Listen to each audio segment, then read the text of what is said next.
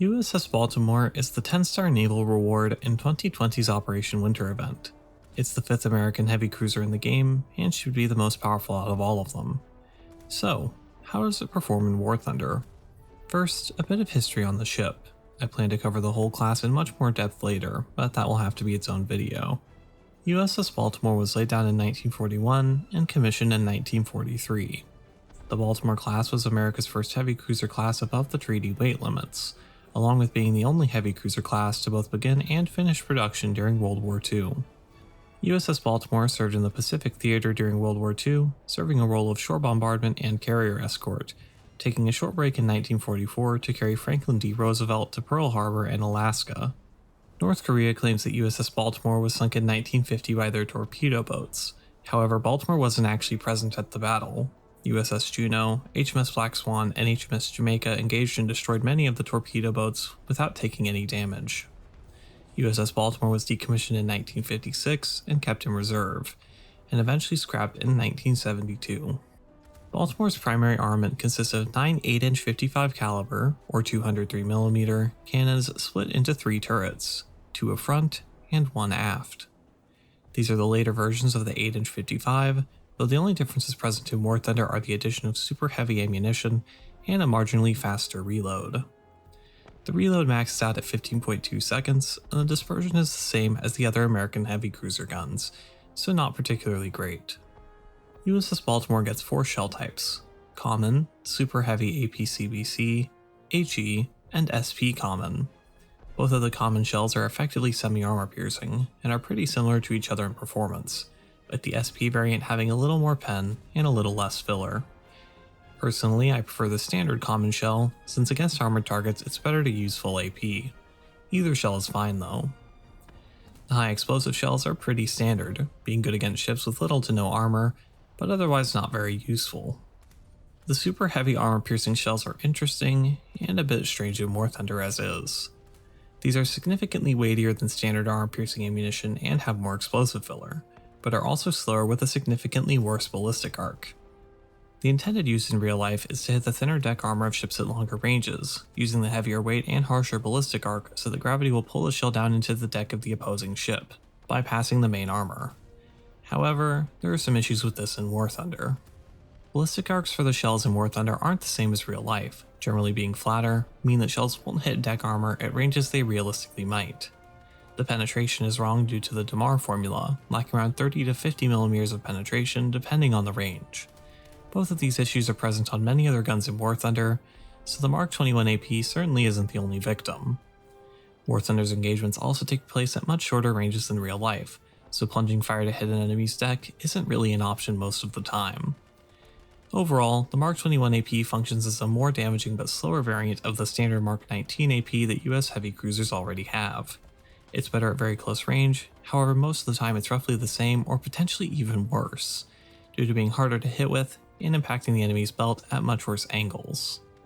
Generally, I would recommend bringing an equal split of your choice of common shells and super heavy AP, then a few salvos of HE for lighter targets.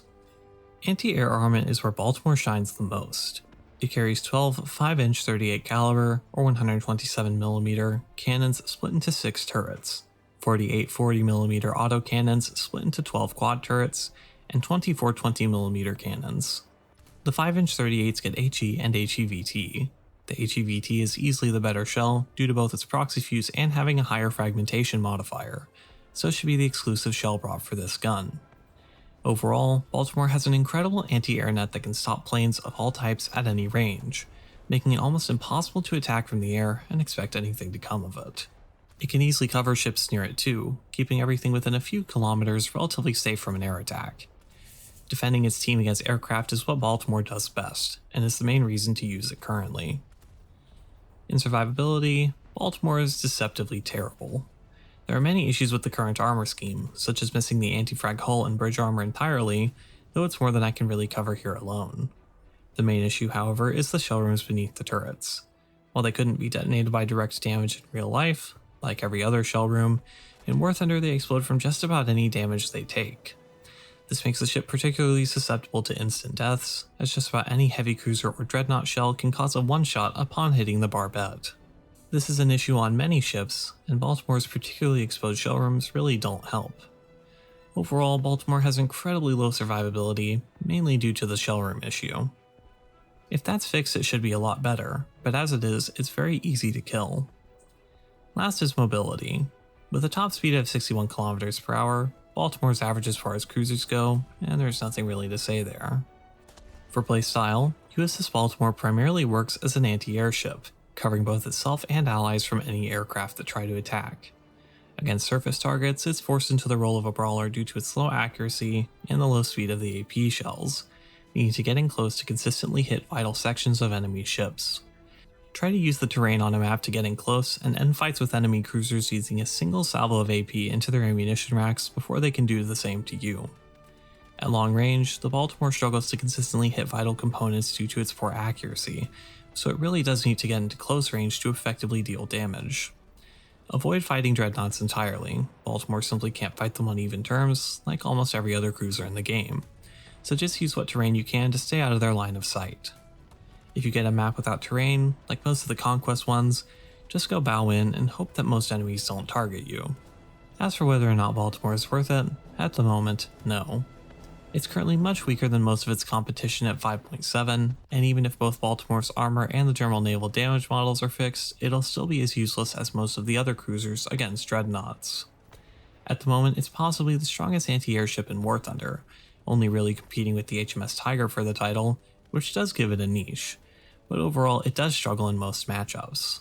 For just buying the tasks, the raw price of 10,000 Golden Eagles is way too high when the USS Helena provides a much better overall package for less, which sounds a bit absurd, but at the moment is true. Baltimore also isn't a premium, it's a gift vehicle that comes stock, meaning it has no talisman or extra SL modifier.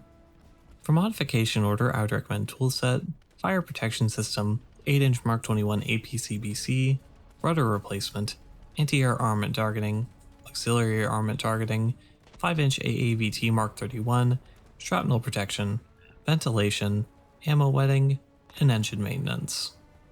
For crew skills, Leadership, Main Caliber Reload Speed, Crew Interchangeability, Fire Prevention, and Ship Control are generally the best to pick up. Thank you for watching. I'm really looking forward to covering the history of this class, but I have a few more CAs and even some CLs to cover first for full context, so those should be coming out soon enough. Don't forget to like, comment, and subscribe for more naval content.